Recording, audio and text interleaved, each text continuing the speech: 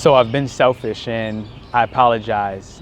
I've learned some things that has allowed me to develop and progress my efforts when it comes to meditation.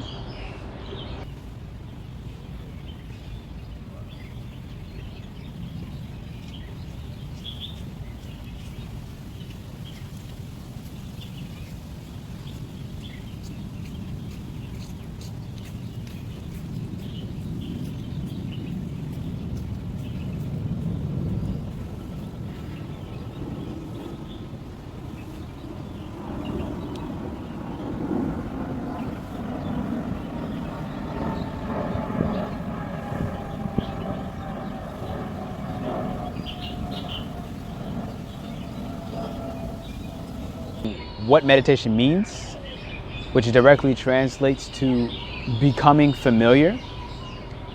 So when you meditate, you become familiar with your current circumstances, maybe while you're watching this video, what may be stressing you, what's causing anxiety, why you may feel depressed, and also what we, in my opinion, should spend more time on. Why are you feeling amazing today? What is bringing you joy in your life? The people that you're grateful for. And so also to become familiar with all of these things, because as we become more and more familiar with the positive things in our lives, we are also able to recognize the negative triggers. So I wanted to teach you a little bit about what I learned from some of the Buddhist monks, from just some different shamans, from other healers, from just people. What I've learned through practicing myself when it comes to meditation, and some techniques that you can use. So for starters, right behind me, I just finished meditating, and I really do feel refreshed, you know, just as a starter. I was a little tired, and meditating has actually been really rejuvenating for me. You know, like I've been able to push myself in a new way without actually pushing myself, because as I became more and more familiar, I started recognizing what are the triggers, what are the drains in my life, and I've been able to kind of remove them. But one of them that will help is, this is my shirt. You would have saw me just wearing this, and this is my shirt. And then this is another shirt that I wear when it gets cold, because it gets cold in Hong Kong. And so what I did was, I actually sat on top of my shirt and elevated my butt. That allowed me to gain a little bit of flexion in the hips. And what it did was it took some pressure off, right, of my hips, where my hip flexors are, my knees. And then it's really nice when you have a soft cushion to go underneath, like where your feet and your knees are, because this isn't the most friendly, right? And so sometimes when I have a surface like this, actually the majority of the rest of my meditation, I actually grounded my feet, right? I connected my feet with the ground. And I find that's a very important technique. If you're not gonna go through with the lotus position, which is this here. And as you notice, you know, with the lotus position, if you don't have the hip flexibility and the mobility to maintain it for longer periods of time, elevate your butt. Tuck some pillows or some soft cushions underneath your knees so that you allow your knees to just kind of flop out instead of keeping that tension up top. And one of the reasons why that's important is because you're going to have a couple ways you can meditate with your hand positioning. Now, one, you may see your hands being here. It allows you to receive the blessings, receive the knowledge, the wisdom from the crown, the top of the head, down all the way through the spine.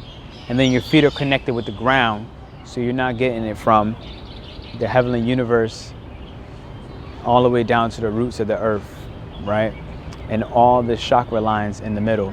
Or you have the lotus position, and maybe you're still grounded, right? Legs are crossed.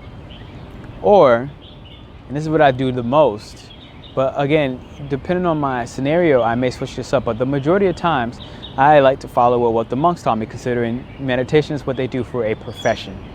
And you want to take your left hand, you want to put it on top of your right hand, okay? And then you want to just rest easy.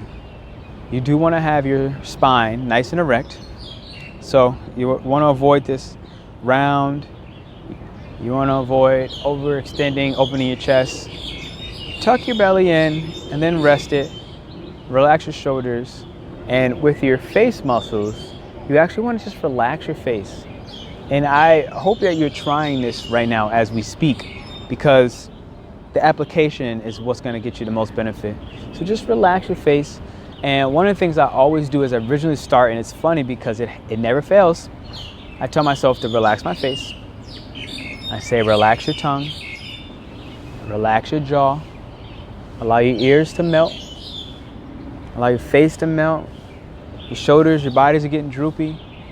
And then I like to get my spine erect. And what you'll notice is we carry a lot of tension in our face. We carry a lot of tension in our jaw. We carry a lot of tension in our shoulders. We carry a lot of tension all over our bodies, probably while you're meditating. So once you get that, the erect spine, the hands here or here, receive the blessings how you please. Both hands are pretty much facing open to the sky, ready to receive, because I know you're a creature, being of light that likes to give. So now you are able to receive. And now here's the most important part. Do not avert your thoughts. You're gonna have thoughts of your problems when it comes to finances. You're gonna have problems with your boyfriend or your girlfriend, or maybe an ex. You're gonna have problems with your boss, who you may or may not like, love them anyways. You're going to be stressed and concerned about the mortgage, the divorce. There's a plethora of things that you may be meditating for. And with that, don't try to stop the thoughts at the front of your mind, coming from the side. Just allow them to pass through. Accept the thought. Because when you accept the thought and you allow it to come through and you just observe what the thought is bringing to you, you'll realize that there's a message in the middle, right? There is a message in the bottle of those thoughts. And if you just let that message come through to you, you observe it, you now have a chance to get past it. Otherwise, you will push it away and it will come back stronger, and eventually, it will hurt. That's how it goes. It will be painful. And I've learned that you don't need to allow that step, you know. But what you can choose to allow is for the message to be observed. Now that you're observing it, whenever you observe it, and this is the key, return to the breath. Inhale through the nose. And I exaggerate my exhale here. When you're actually meditating on your own, you don't need it as much. But I think in the beginning it helps. As you expand the belly on the inhale, and I actually like to squeeze and kind of J-hook, right? Just J-hook like a Heimlich maneuver on the exhale, because you want to get a lot of the extra air out. Because when you keep inhaling and inhaling and inhaling, you only put all the effort on the inhale. You never exhale all the air, and then it becomes toxic.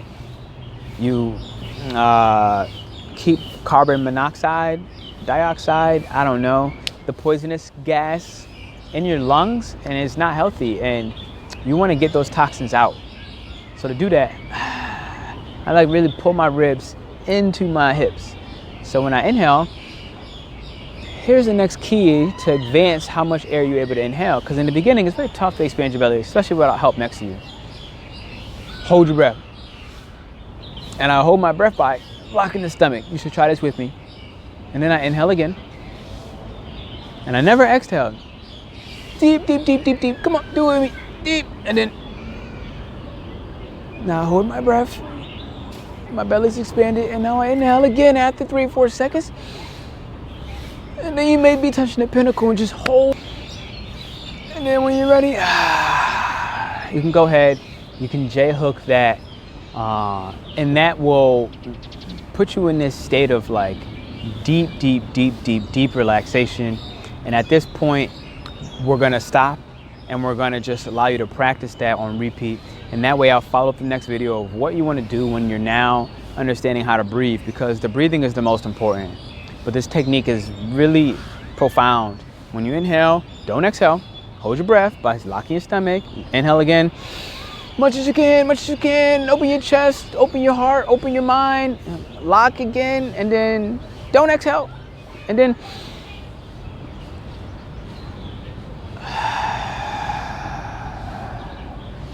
And so I really want to just stop there because I don't want to give you too much.